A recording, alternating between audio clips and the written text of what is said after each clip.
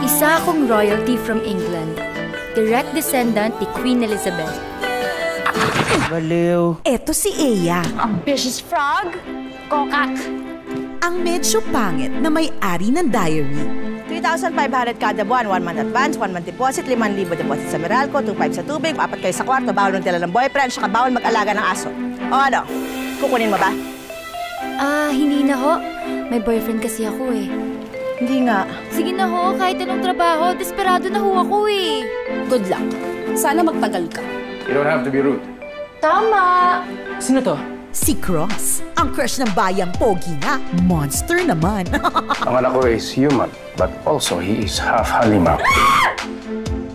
Mukha mo pala yun. Akala ko connected dots. Ay! Pangit na nga. Lampa pa. Hi, kilala mo ba si Cross Sanford?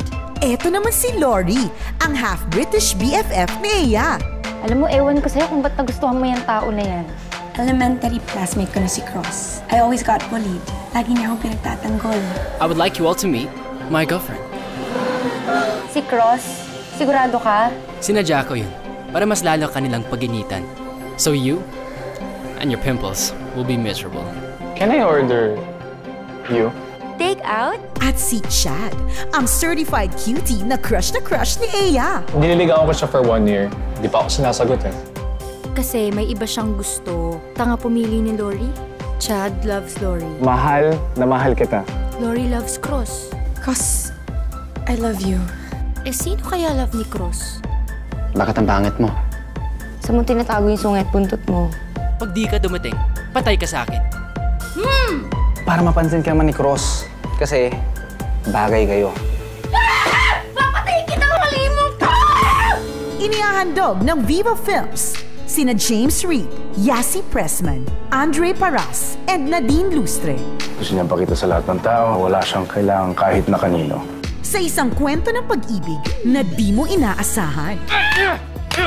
Para sa taong di mo inaakala.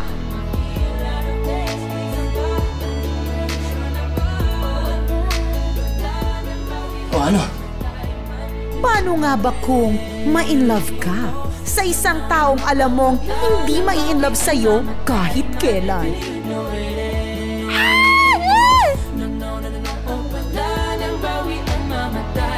Sige na. Maganda ka na. Diary ng Pangit. Come here. Body heat. Ano? Huwag kang maarte.